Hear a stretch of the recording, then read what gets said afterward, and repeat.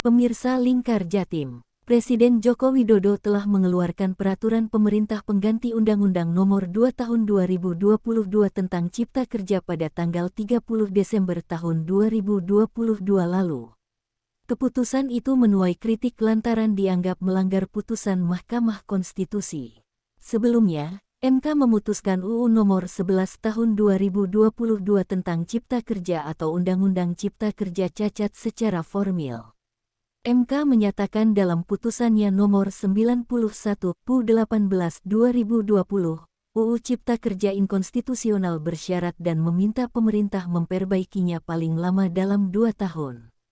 Alih-alih memperbaikinya, Jokowi justru menerbitkan Perpu Cipta Kerja. Keputusan ini diambil Jokowi dengan alasan ada kegentingan yang memaksa untuk mengantisipasi ancaman krisis ekonomi. Menteri Koordinator Politik Hukum dan Keamanan, Mahfud MD, menyebut alasan tersebut sudah sesuai dengan putusan MK nomor 138 PUU 7/2009. Terkait keluarnya Perpu nomor 2 tahun 2022 tertanggal 30 Desember ini adalah karena alasan mendesak atau kebutuhan mendesak. Sesuai dengan putusan MK nomor 138 PUU 7/2009 yang waktu itu saya sebagai ketua MK menandatangani, alasan dikeluarkannya Perpu itu ya pertama karena ada kebutuhan yang mendesak, ya kegentingan memaksa untuk bisa menyelesaikan masalah hukum secara cepat dengan undang-undang. Tetapi undang-undang yang dibutuhkan untuk itu belum ada, atau sehingga terjadi kekosongan hukum, atau yang ada itu tidak memberi kepastian. Misalnya karena diberi waktu tanggal sekian lagi gitu, tidak ada kepastian.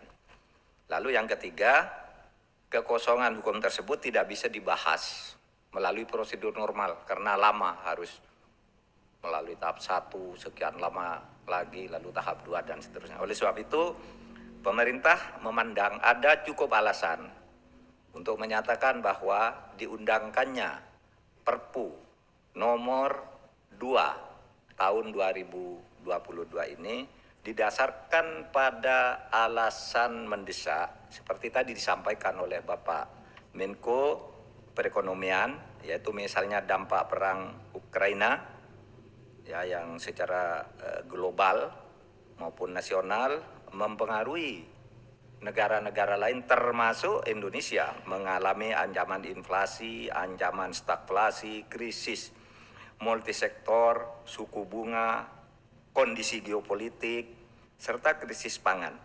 Sehingga pemerintah harus mengambil langkah-langkah strategis secepatnya. Nah, untuk mengambil langkah strategis ini, kalau masih menunggu sampai berakhirnya tenggat yang ditentukan oleh putusan MK nomor 91 tahun 2020, maka pemerintah akan ketinggalan untuk mengantisipasi dan menyelamatkan situasi. Oleh sebab itu, langkah strategis diperlukan, dan untuk memenuhi syarat langkah strategis bisa dilakukan, maka Perpu ini harus dikeluarkan lebih dulu. Itulah sebabnya kemudian hari ini tanggal 30 Desember tahun 2022 Presiden sudah menandatangani Perpu nomor 2 tahun 2022 tentang Cipta Kerja. Mahfud menyatakan Undang-Undang Nomor 11 Tahun 2022 tentang Cipta Kerja yang dinyatakan inkonstitusional bersyarat bisa diperbaiki dengan peraturan pemerintah pengganti UU Perpu Nomor 2 Tahun 2022. Kita bahwa alasan kegentingan itu adalah hak subjektif Presiden, tidak ada yang membantah sekali satupun ahli hukum tata negara bahwa itu iya, membuat Perpu itu alasan kegentingannya itu berdasar penilaian Presiden saja. Nah, tinggal nanti akan ada political review.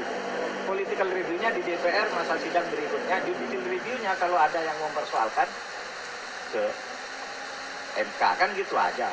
Jadi, saudara, Undang-Undang Ciptaker itu kita percepat, karena itu sebenarnya tidak ada unsur-unsur koruptifnya. Itu semuanya ingin melayani pencepatan investasi.